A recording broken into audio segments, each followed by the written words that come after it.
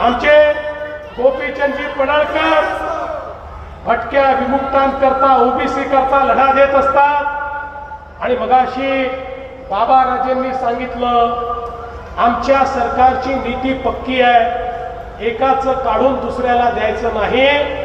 आमच्या सरकारची नीती पक्की आहे, दोन समाजाला भिडवायचं नाही। आणि इंग्रजांची नीती हीच तर होती, इंग्रजांनी आपल्या समाजाला त्या ठिकाणी एकमेकाशी त्या ठिकाणी झुंजवत ठेवलं, या समाजाला विभाजित ठेवलं आणि म्हणून इंग्रजांनी राज्य केलं।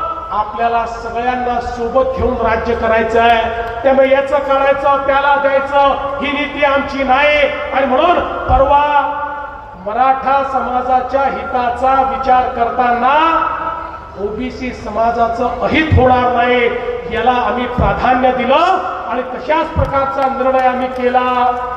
आणि मला आपल्याला सांगितलं पाहिजे, विशेषतः मराठवाड्यामध्ये इंग्रजांचं शासन नव्हतं, मराठवाड्यामध्ये 1948 पर्यंत निजामाचं शासन होतं। त्यामुळे मराठवाड्यामध्ये एखाद्याला जर कास्ट सर्टिफिकेट पाहिजे असेल तर इंग्रजांचे रेकॉर्ड नाही आहेत।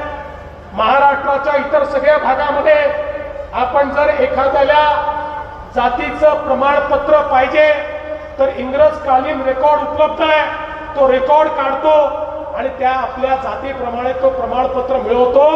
पण मराठवाड्यात ते मिळत नव्हतं, कारण मराठवाड्याचे सगळे रेकॉर्ड हे हैदराबाद गॅझेटमध्ये होते। आणि म्हणून आपण इंग्रजांचे रेकॉर्ड उपलब्ध नाही म्हणून हैदराबादचे गॅझेट मधले रेकॉर्ड चालतील अशा प्रकारचा निर्णय घेतलेला आहे।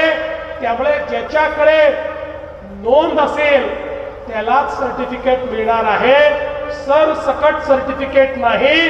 नोंद असलेल्यालाच त्या ठिकाणी सर्टिफिकेट मिळण्याच्या संदर्भात सोपी कार्यपद्धती आपण केली।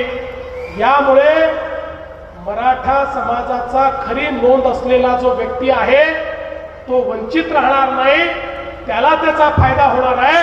पण त्याच वेळी ओबीसी समाजाच्या ताटातलं कुठेही काढून घेण्याचं काम आम्ही केलेलं नाही। आणि म्हणून हा निर्णय असा आहे की या निर्णयामुळे मराठा समाजाचं तर हित झालं आहे, पण ओबीसी समाजाचं बिलकुल अहित आम्ही होऊ दिलेलं नाही। आणि मी या ठिकाणी सांगतो, जोपर्यंत हे सरकार आहे काहीही झालं तरी ओबीसीचं अहित आम्ही होऊ देणार नाही।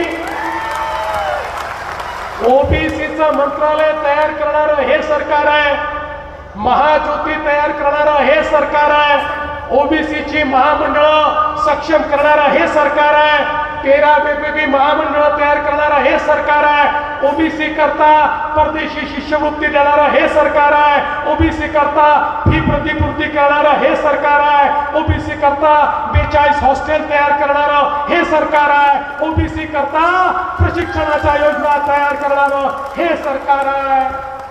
याचं कारण आम्हाला हे माहिती आहे की जोपर्यंत छत्रपती शिवरायांसोबत लढणाऱ्या 18 पगड जातींना आम्ही मुख्य धारेमध्ये आणणार नाही तोपर्यंत शिवकार्य कधीच पूर्ण होऊ शकत नाही।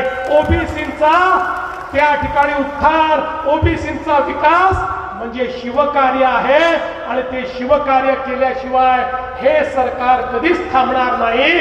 आणि म्हणून कोणीही मनात शंका आणू नका, आम्ही दबावापोटी काम करत नाही, आम्ही समाजाच्या प्रेमापोटी काम करतो। त्यामुळे कुठलाही समाज मागण्या घेऊन आल्यानंतर त्या समाजाच्या योग्य मागण्या या निश्चितपणे पूर्ण करण्याचं काम हे आमचं सरकार यापुढेही करेल। आणि दौलत नाना काळजी करू नका, तुम्ही संकोच करत होतात, तुम्ही म्हणत होतात मागण्या तर अनेक झाल्या पण अजून मागण्या आहेत। समाजाच्या मागण्या कधी संपत नसतात, त्या संपली की दुसरी मागणी मागायची असते आणि तुम्ही मागत राहा आणि आम्ही देत राहू। आणि आम्ही का देऊ माहिती आहे, आम्ही तुम्ही आम्हाला निवडून दिलं म्हणून देऊ शकतो। त्यामुळे आम्ही काही आमच्या पदरचं देत नाही, आमच्या खिशातलं देत नाही, आम्हाला तुम्ही देण्याचा अधिकार दिला म्हणून जे तुमचं आहे ते तुम्हाला आम्ही देतो आहे. त्यामुळे तुम्ही मागत राहा, जेवढी क्षमता असेल तेवढ्या क्षमतेनं देत राहू. आणि छत्रपती शिवाजी महाराजांनी जो मार्ग दाखवला, ज्या मार्गावर राजे उमाजी नाईक देखील चालले, त्याच मार्गाने 18 पगड जातींना सोबत घेऊन या महाराष्ट्रातल्या दीन दलित गोरगरीब आदिवासी शेतकरी शेतमजूर ओबीसी मराठा अल्पसंख्याक सगळ्यांना सोबत घेऊन आमचं राज्य हे पुढे जात राहील हा विश्वास या निमित्ताने व्यक्त करतो आणि माझं बोलणं संपवतो. धन्यवाद. जय हिंद, जय महाराष्ट्र.